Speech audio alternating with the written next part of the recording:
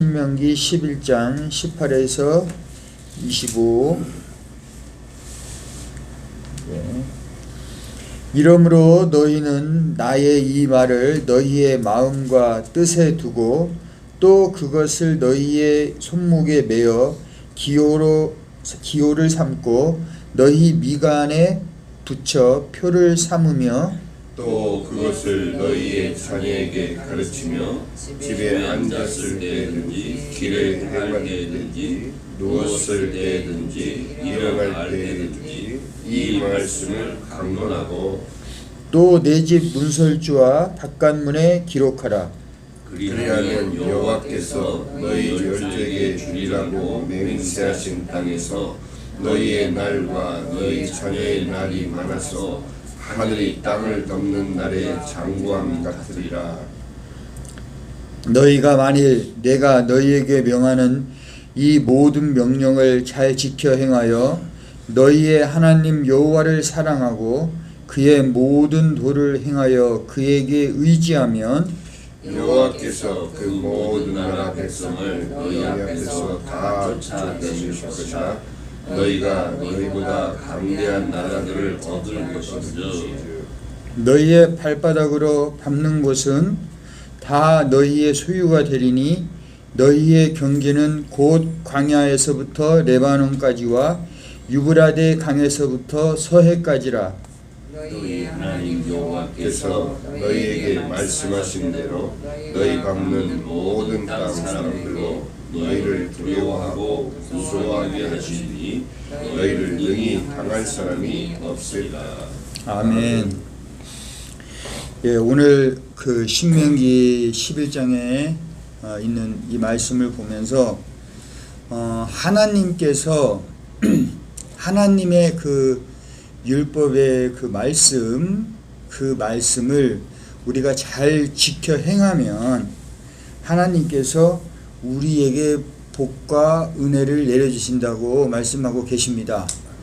그래서 우리가 하나님의 그 말씀을 정말로 잘 어떻게 하면 잘 지킬까, 그것을 우리가 생각해야 되는 것이 이제 우리의 이제 그 자세인데, 오늘 여기에 보면은 하나님의 말씀을 마음과 뜻에 두고 손목에 메고 또 이거 보니까 미간에 붙이고 자녀들에게 가르치고 집에 앉아 있을 때나 길을 갈 때나 누워 있을 때든지 일어날 때든지 이 말씀을 강론하라. 문설주와 문 바깥에도 그걸 붙여라, 이렇게 나와 있습니다. 그만큼 우리가 그 하나님의 말씀을 잊어버리지 않기 위해서, 그걸 지키기 위해서 우리가 어떻게 해야 되는지를 지금 성경 말씀 가운데 나와 있습니다. 그런데 우리가 여기 지금 신명기에 나와 있는 이 말씀, 이스라엘 백성들에게 하나님의 말씀을 지키라 그렇게 이야기하는데, 율법에서 말하는 그 지킨다고 하는 것이 과연 어떤 것인지, 우리가 생각하는 율법을 지키는 것과 하나님이 말씀하시는 그 율법을 지키는 것과 그 차이가 무엇인가, 우리가 한번 생각해 볼 필요가 있다고 저는 생각을 합니다. 저도 교회를 안 다닐 때도 저는 이렇게 죄를 진다든지 경찰서에 간다든지 아니면 그런 일이 없고, 제가 세상에 있는 법을 내가 어긴 적이 없는데 내가 무슨 죄인입니까?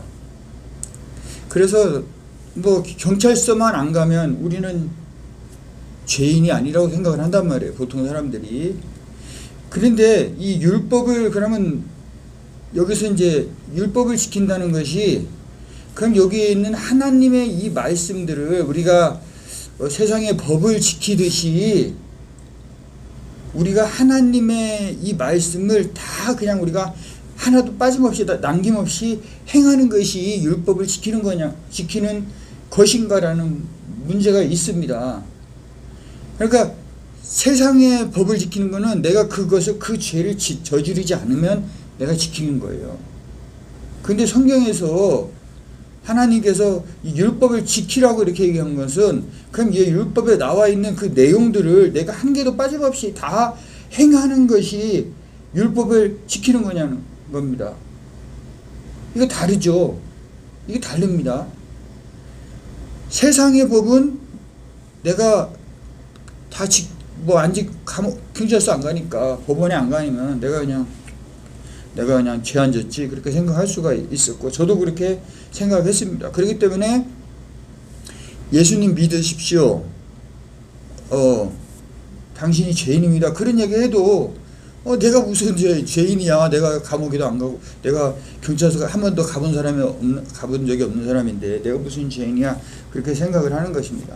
그런데 이스라엘 백성들에게도 하나님께서 이 율법을 지키라고 이렇게 말씀을 하고 있어요. 그런데 이 율법을 지킬 때 우리가 복을 받는다고 이렇게 얘기를 했단 말이에요. 그러니까 우리의 복의 근원이 어디에 있어요? 율법에 있는 거예요. 그러니까 내가 이 법을 얼마나 잘 지키느냐 안 지키느냐 그게 있는 것이죠.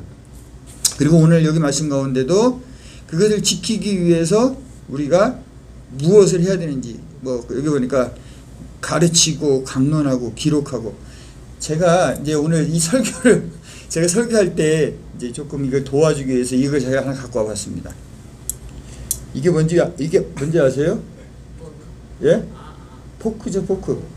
여기 뭐가 보이지 않습니까? 여기에 보이세요? 권사님도 보이시려나 모르겠네. 여기 물고기가 있습니다.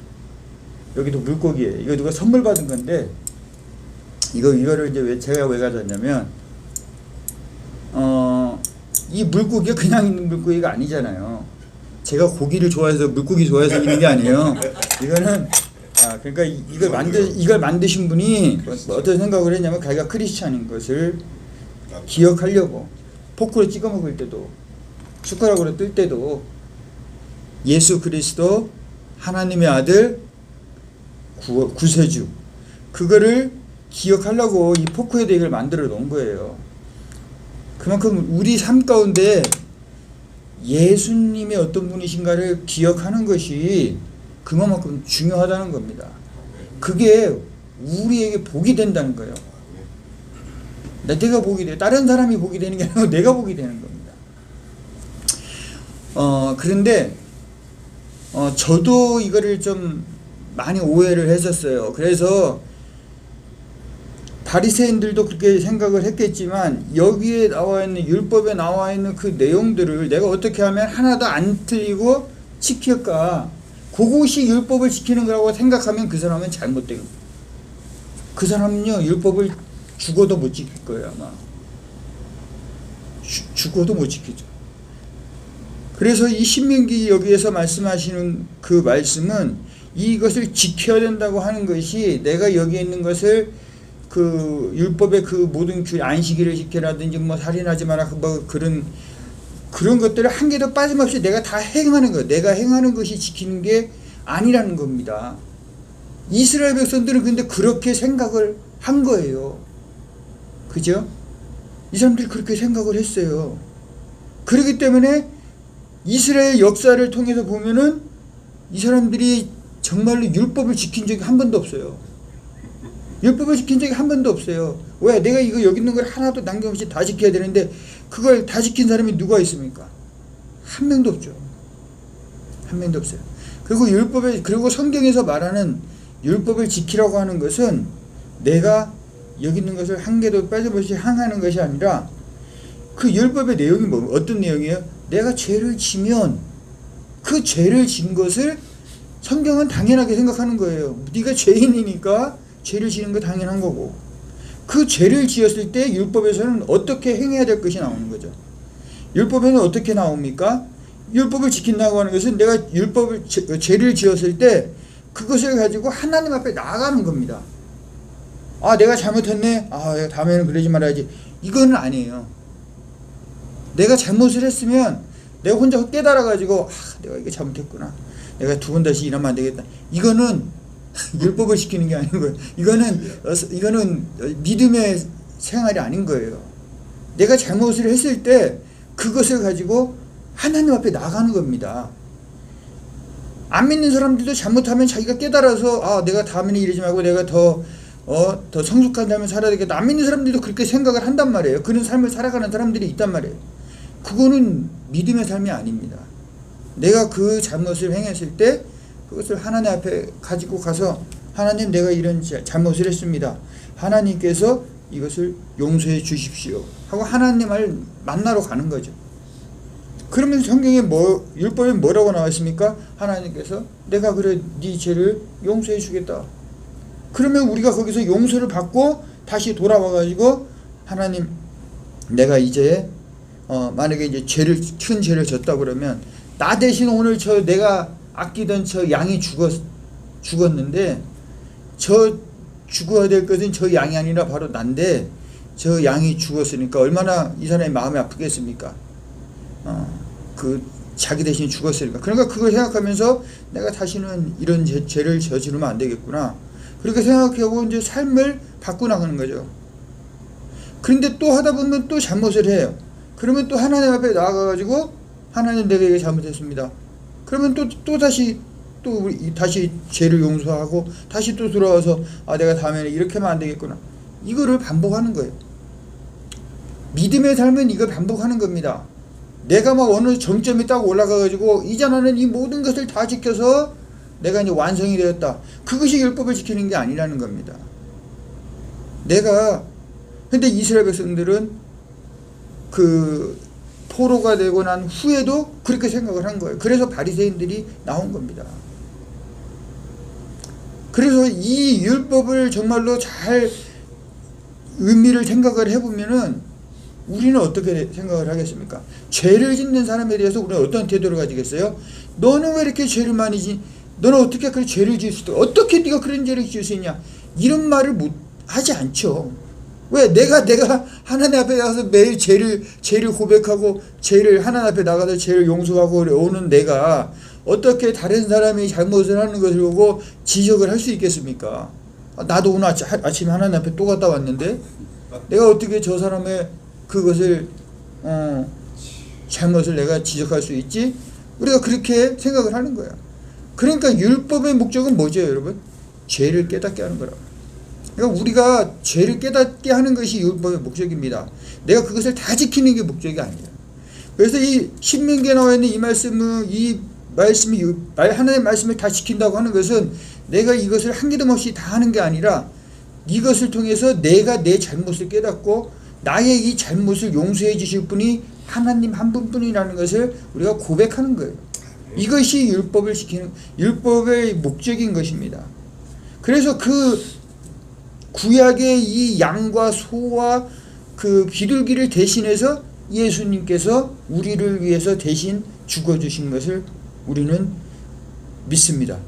그래서 그 양과 소를 우리가 매번 바치기가 또 돈도 없고 그런데 예수님께서 우리를 위해서 공짜로 그것을 우리의 재물, 우리가 사야 될 재물이 되어 주셨기 때문에 예수님의 이름으로 우리가 하나님 앞에 나아가서 나의 죄를 바라보고 예수님의 이름으로 하나님 앞에 죄 용서를 구하고 우리가 오는 것이죠. 우리가 이런 날마다의 삶이 없다면은 우리가 가다가 보면 잘못하는 사람들 보면 잘못을 지적할 수밖에 없어요. 왜 나는 다 지켰는데 너는 왜 못 지키지? 그렇게 되는 수밖에 없습니다. 그런데 여기 성경에 있는 대로 정말로 우리가 내 죄를 깨닫고 내가 오늘도 예수님 앞에 내 잘못을 고백해 그렇다면은 그런 사람들을 우리가 이해하게 되고 저 사람도 만약에 그 사람이 계속적으로 예수님 앞에 그런 잘못을 행하고서도 안 나가는 사람들이 많단 말이에요. 그럴 때 그 사람을 위해서 나갈 수 있도록 우리가 기도도 할 수 있는 것입니다. 그래서 이 이스라엘 백성들에게 이 두 가지의 길을 하나님께서 놓으신 거죠. 오늘 제가 이거 안 읽었는데 읽었어야 될지도 모르는데 여기 보니까 내가 오늘 복과 저주를 너희 앞에 두나니 이렇게 있잖아요. 복과 저주를 너희 앞에 두었다 이렇게 말씀을 하고 있습니다. 그래서 내가 여기에 있는 하나님의 이 말씀대로 행하면은 복을 받는 것이고, 내가 여기 있는 말씀대로 하지 않으면은 내가 이제 그 저주를 받는 것입니다. 그래서 이스라엘 백성들이 여기 이제 모세가 이렇게 얘기하는 거예요. 그 세겜 땅입니다. 세겜 땅에 가면 그 산이 이렇게 두 개가 이렇게 있는 거예요. 이렇게 제가 여기 이렇게 있습니다. 여기 위에 거 있죠? 이렇게 동그랗게 된 거 두 개. 요 산이 이렇게 있습니다. 그래서 한쪽 산에서는 저주, 한쪽 산에서는 이제 저주를 선포하고 한쪽에는 축복을 선포하는 겁니다. 그래서 이스라엘 12지파가 이쪽에 6지파, 이쪽에 6지파가 서고 가운데 이제 여호수아가 나중에 서가지고 여기서 복과 저주를 이제 선포하는 거예요. 그래서 너희들이 만약에 하나님의 이 복을 받기를 원하면은 하나님 그리심산의 복을 받기를 원하면은 이쪽 하나님의 말씀을 지키고, 이 하나님의 말씀을 지키지 않으면 이 에발산의 그 저주, 지금 선포했던 저주가 너희들에게 임한다. 그래서 우리 보고 이것을 이제 선택하라고 이렇게 말씀을 하고 있는 것입니다. 그런데 여기 보니까 성경에 보니까 재밌는 게 있었어요. 이 세겜 땅 수가성이 그 사마리아 여인이 바로 이 가운데 있었던 거예요. 그 사람이 그 가운데 있었더라고요. 그래서 우리가 이 산에서 예배를 드리고 했는데 그 산이 그리심산이었어요. 그러니까 이스라엘 백성들이 이 그리심산에서 하나님이 축복을 약속하셨기 때문에 여기가 예루살렘 같이 좋은 곳이다. 그 사람들은 그렇게 생각을 했던 것이죠. 그런데 그곳에서 그 수가성 여인이 우리 말씀의 근원이 되신 그 예수님을 만나서 그 예수님을 자기가 마음에 소유했을 때에 정말로 예루살렘도 아니고 그리심산도 아니고 바로 그 예수 그리스도 안에서 우리가 복과 은혜를 누리게 된다는 것을 말씀을 하고 있습니다. 그래서 오늘 이 신명기 이 11장에 있는 말씀을 보면서 정말로 제가 하나님 앞에 많이 깨달았던 것은 하나님의 이 법을 지킨다는 게, 하나님의 말씀을 지킨다고 하는 것이 내가 그것을 남김없이 다 행하는 것이 아니라 그것을 지키기 위해서 내가 행하는 과정 가운데 내가 죄를 범하게 되고 또 그 죄를 깨닫게 되고 또 하나님의 그 은혜를 받고, 이거를 우리가 무한 반복하는 거죠. 무한 반복을 하는 것입니다. 그래서 우리가 그것을 반복해 나갈 때 우리 삶 가운데 그 예수 그리스도께서 우리 가운데 거하게 되시고 우리가 예수님의 사람으로 변하게 되는 것입니다. 오늘 이 말씀을 보면서 우리가 얼마만큼 하나님을 가까이 해야 되는가, 하나님에 대해서 우리가 얼마만큼 더 우리가 갈망해야 되고 소망해야 되는가, 이걸 생각하시면서 찍어 먹을 때까지도 예수님을 생각하시고, 우리가 그 정도로 우리가 우리 삶 가운데 예수님을 생각하면서 살아간다면 정말로 예수님의 그 성품과 모든 것을 우리가 담는 사람이 되지 않을까 생각을 합니다. 오늘 하루도 이 예수님을 마음속에 품으시고 그 예수님 중심으로 살아가는 우리 모두가 되시기를 주님의 이름으로 축원합니다.